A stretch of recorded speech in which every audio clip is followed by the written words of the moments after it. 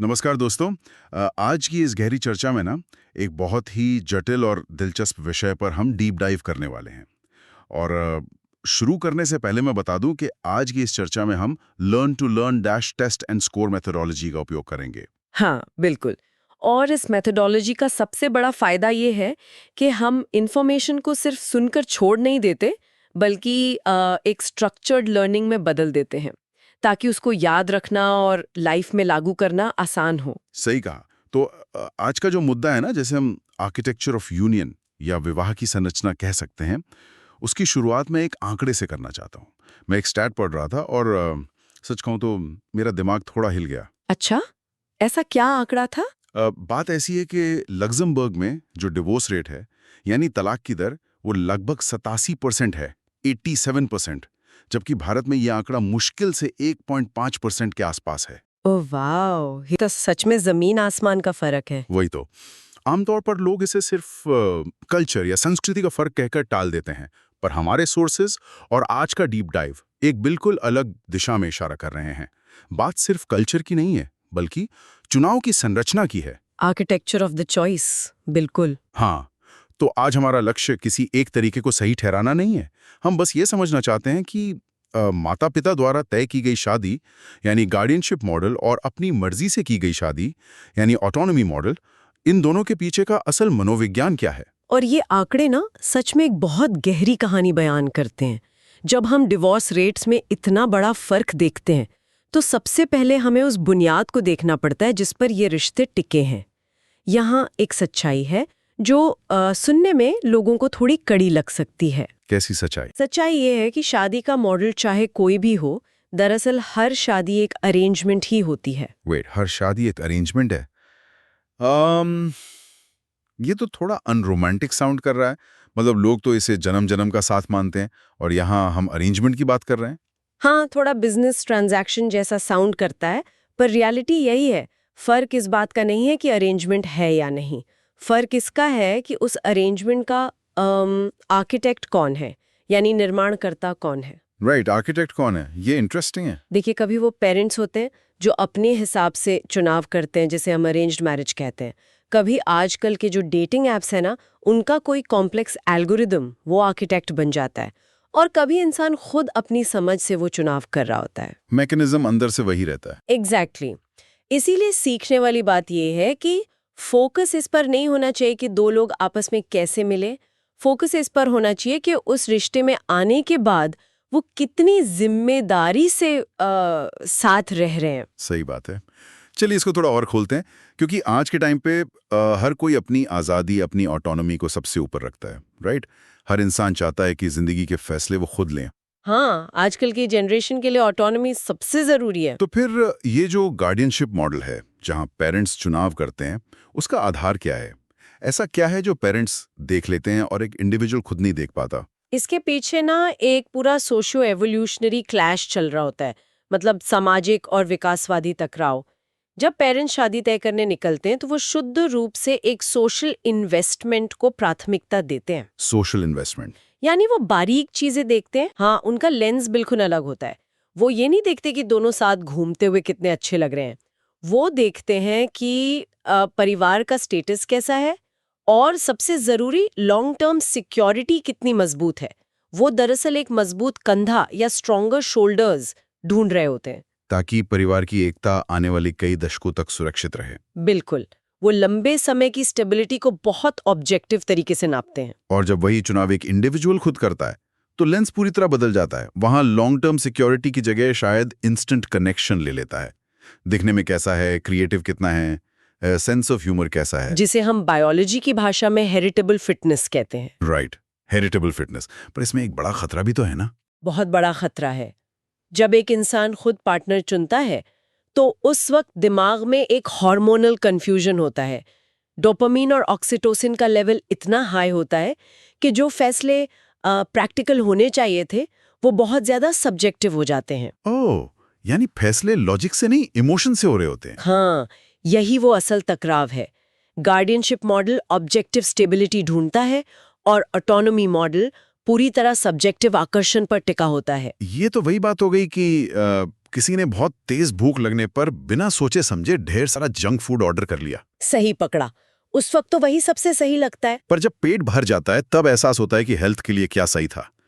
तो अगर ऑटोनोमस चुनाव एक इनिशियल स्पार्क पर आधारित है, तो जब वो आकर्षण कम होता है, जो कि होना तय ही है, तब क्या होता है? वहीं पर तो रिश्ते की असली परीक्षा होती है। अगर हम इसे love grows versus love fades की ट्रेजेक्ट्री से समझें तो बात साफ हो जाती है। जो अरेंज शादियां होती है ना, वो अक्सर ग्राउंड जीरो से शुरू होती हैं। ग्राउंड जीरो मतलब वहां पहले से कोई रोमांटिक पीक नहीं होता? बिल्कुल नहीं।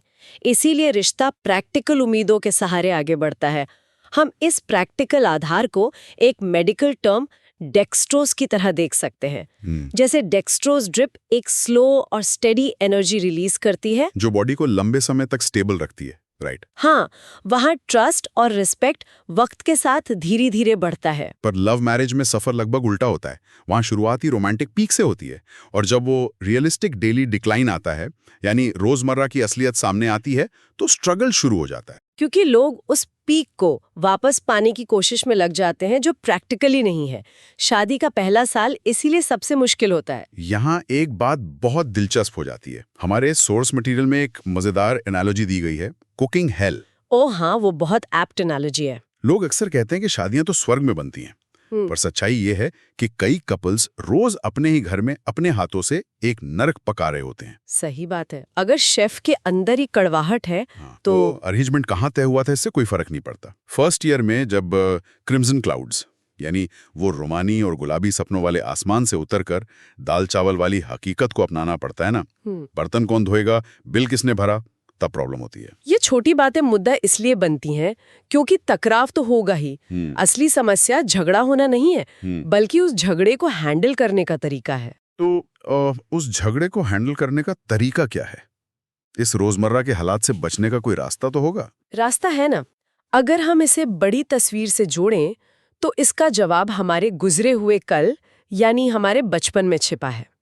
हर इंसान का अपने पार्टनर के साथ झगड़ने का जो तरीका होता है, वो असल में उसके बचपन का ब्लूप्रिंट होता है। वेट, बचपन का ब्लूप्रिंट? मतलब अगर कोई आज सुबह अपने पार्टनर पर चिल्ला रहा था तो उसका कनेक्शन पिछली रात की बात से नहीं, बल्कि उसकी 5 साल की उम्र से है? एकदम ठीक। जब बच्चा 5 या 6 साल का होता है, उसकी ऑब्जर्विंग पावर पीक पर होती है। वो देखता है कि जब घर में टेंशन होती है तो पेरेंट्स कैसा बर्ताव करते हैं। अच्छा, यानी वो पैटर्न दिमाग में फीड हो जाता है। हाँ, अगर उसने देखा कि पेरेंट्स चीख चिल्ला रहे हैं और फिर कई दिनों तक सन्नाटा छा जाता है, तो वो बच्चा अनजाने में ठीक वही पैटर्न दोहराएगा। या फिर डर के मारे वो कॉन्फ्लिक्ट अवॉइडेंट बन जाएगा। कॉन्फ्लिक्ट अवॉइडेंट मतलब वो झगड़ा सुलझाने के बजाय बात ही दबा लेगा। बिल्कुल, वो टकराव से इतना घबराएगा कि बात ही नहीं करेगा। Oh wow! इसका सीधा सा मतलब ये निकलता है कि जब कोई अपने पार्टनर से झगड़ रहा होता है, तो वो दरअसल उस इंसान से नहीं, बल्कि उस कॉन्फ्लिक्ट मॉडल से झगड़ रहा होता है जो बचपन में इंस्टॉल हुआ था। यही तो सबसे बड़ा ब्लाइंड स्पॉट है हमारी सोसाइटी का। ये सच में दिमाग खोल देने वाली बात है। पर अगर ये ब्लूप्रिंट्स इतने पावरफुल हैं, तो लोग शादी से पहले इन चीजों पर ऑडिट क्यों नहीं करते? जरा सोचिए, जब हम कोई नया बिजनेस शुरू करते हैं तो बिना फाइनेंशियल ऑडिट के 1 रुपया नहीं लगाते। सही कहा, प्रॉफिट लॉस सब चेक होता है। तो फिर शादी जैसा बड़ा कदम बिना मेडिकल और वैल्यूज ऑडिट के सिर्फ एक फीलिंग पर क्यों शुरू कर दिया जाता है? क्योंकि हमें डिग्रीज तो मिल जाती हैं, पर रिश्ते निभाने की कोई फॉर्मल ट्रेनिंग नहीं होती। इसलिए एक प्रैक्टिकल फ्रेमवर्क होना चाहिए, जिसे हम 3 क्वेश्चन वेटिंग सिस्टम कहते हैं। और वो 3 बातें क्या हैं जो जानना जरूरी है? पहली तो वही जो हमने अभी डिस्कस की, बचपन के इंटरैक्शन पैटर्न्स। दोनों को बैठकर समझना चाहिए कि उनके घर में आपस में झगड़े कैसे होते थे, क्योंकि प्रेशर आने पर वही उनका डिफॉल्ट बर्ताव होगा। दूसरा सवाल क्या है? दूसरा है गुस्से का मैनेजमेंट, और तीसरा, जो खास तौर पर ईस्टर्न कॉन्टेक्स्ट में सबसे बड़ा रोल प्ले करता है, वो है इन लॉज का रोल। ओह हाँ, ससुराल वालों का रोल। यहाँ तो शादी सिर्फ 2 लोगों की होती ही नहीं है। वही तो, इन लॉज को नजरअंदाज करना शुरुआती झटके का सबसे बड़ा कारण होता है। उनकी आने वाली जिंदगी में क्या प्रायोरिटी होगी, बाउंड्रीज क्या होंगी, ये क्लियर होना चाहिए। तो ये वेटिंग प्रोसेस तो पूरी तरह से उस बिजनेस ऑडिट जैसा ही काम कर रहा है। पर क्या इसमें उम्र का, यानी एज का कोई रोल होता है? यहाँ एक और जरूरी कॉन्सेप्ट आता है, stage over age. Chronological age से ज्यादा जरूरी है stage of life. Stage over age, सही बात है। क्योंकि एक 25 साल का इंसान जितना फ्लेक्सिबल होता है, शायद 35 साल का इंसान उतना नहीं होता। बिल्कुल। 30 की उम्र के बाद इंसान के वैल्यू सिस्टम्स और आदतें काफी रिजिड यानी सख्त हो जाती हैं। इसीलिए कंपैटिबिलिटी के 7 पिलर्स पर एक प्री मैरिटल ऑडिट होना ही चाहिए। 7 पिलर्स, अगर इनको हम तोड़कर देखें तो इनमें आते हैं family structure, values, hobbies, shared responsibilities, finances और मेडिकल हिस्ट्री, राइट? हाँ, ये सारी बातें क्लियर होनी चाहिए, खासकर फाइनेंसेस और मेडिकल हिस्ट्री, जिसको लोग शुरू में डिस्कस करने से कतराते हैं। उन्हें लगता होगा कि ये थोड़ा अनरोमांटिक या अजीब हो जाएगा, पर अगर क्लियर ना हो कि घर की जिम्मेदारियां कैसे बढ़ती जाएंगी, तो जल्दी ही किसी एक पर बोझ आना तय है और वहां से कड़वाहट शुरू होती है। एग्जैक्टली। कंपैटिबिलिटी कोई ऐसी जादुई चीज नहीं है जो किस्मत से बस मिल गई। इसे रोज कमाना पड़ता है। तो इस सब का आखिर क्या मतलब निकलता है? अगर इसे रोज कमाना पड़ता है तो उसका कोई प्रोसेस भी होगा। कंपैटिबिलिटी नेगोशिएशन से बनती है। जैसे एक वैल्यूज जर्नलिंग एक्सरसाइज का उदाहरण हम ले सकते हैं। हाँ, ये बहुत ही असरदार टूल है। इसमें पार्टनर्स अपनी प्रायोरिटीज की एक लिस्ट बनाते हैं। एक के लिए शायद करियर और सोशल लाइफ टॉप पर हो और दूसरे के लिए शांति से घर पर वक्त बिताना। फिर वो दोनों एक मिडवे यानी बीच का रास्ता निकालते हैं। और सबसे खास बात यह है कि ये एक दिन का काम नहीं है। इसे लंबे समय तक मेंटेन करना पड़ता है। और इस मेंटेनेंस को ध्यान में रखते हुए हमारे पास 2 बहुत खूबसूरत एनालॉजीज हैं। पहली है द बैंक अकाउंट। अच्छा, बैंक अकाउंट यानी हर बातचीत एक ट्रांजैक्शन की तरह है। बिल्कुल। हर छोटी बड़ी बातचीत या तो एक डिपॉजिट है या फिर एक विड्रॉल। जब आप पार्टनर की बात ध्यान से सुनते हैं या तारीफ करते हैं तो वो एक सकारात्मक जमा यानी डिपॉजिट होता है। और जब गुस्से में इग्नोर करते हैं या ताना मारते हैं तो वो नकारात्मक निकासी या विड्रॉल हो जाता है। हाँ, शादी की हेल्थ इस बात पर निर्भर करती है कि नेट बैलेंस क्या है। अगर लगातार विड्रॉल्स होते रहेंगे तो रिश्ता बैंकरप्ट हो जाएगा। वाओ, ये बैंक अकाउंट एनालॉजी काफी डीप है। और दूसरी एनालॉजी क्या है? दूसरी है द कॉर्पोरेट जॉब। जैसे एक जॉब में चाहे आप कंपनी से कितना भी प्यार करते हो, अगर आप रोज काम पर नहीं जाएंगे यानी स्टॉप शोइंग अप, तो आपको निकाल दिया जाएगा, फायर्ड। ये थोड़ा हार्श लगता है पर बात एकदम पते की है। इंसान सिर्फ एक बार में तुमसे प्यार करता हूं कहकर सारी उम्र फ्री नहीं हो सकता। रिश्तों में भी वही प्रोफेशनल कंसिस्टेंसी चाहिए होती है। सही कहा। मेहनत रोज डालनी पड़ेगी। हफ्ते में कम से कम 7 से 10 घंटे का कनेक्शन टाइम निकालना ही पड़ता है, जहां बाकी दुनिया शटडाउन हो। तो अगर हम इस पूरी चर्चा के सार को समेटें तो सबसे बड़ा टेक अवे मेरे हिसाब से ये निकलता है कि सही इंसान ढूंढने के चक्कर में पड़ने से बेहतर है खुद जिम्मेदारी उठाकर उस रिश्ते के लिए सही इंसान बनना। रिफ्लेक्शन और कांस्टेंट प्रैक्टिस चाहिए होती है। कंपैटिबिलिटी नेचुरली मिलती नहीं है, इसे रोज के आपसी समझौते से बनाया जाता है। बिल्कुल। पर दोस्तों, जाने से पहले मैं सुनने वालों के दिमाग में एक बिल्कुल नया और थोड़ा गहरा सवाल छोड़ना चाहूंगा। हाँ, बताइए। जरा शांति से सोचिएगा। अगर हमारे झगड़े सुलझाने का तरीका असल में वही है जो हमने 5 साल की उम्र में अपने घर में देखा था, तो जरा सोचिए, बिना कुछ कहे हम आज अपने बच्चों के दिमाग में उनके भविष्य की शादी का कौन सा ब्लूप्रिंट फीड कर रहे हैं?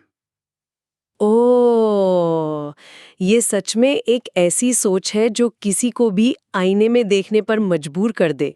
वही तो इसी विचारशील टोन के साथ हम आज की इस लर्निंग जर्नी को यहीं रोकते हैं। उम्मीद है इस चर्चा ने आपकी क्यूरियोसिटी को और बढ़ाया होगा। इस डिसिप्लिन के साथ आगे बढ़ते रहिए। फिर मिलेंगे दोस्तों एक नई डीप डाइव के साथ। शुक्रिया।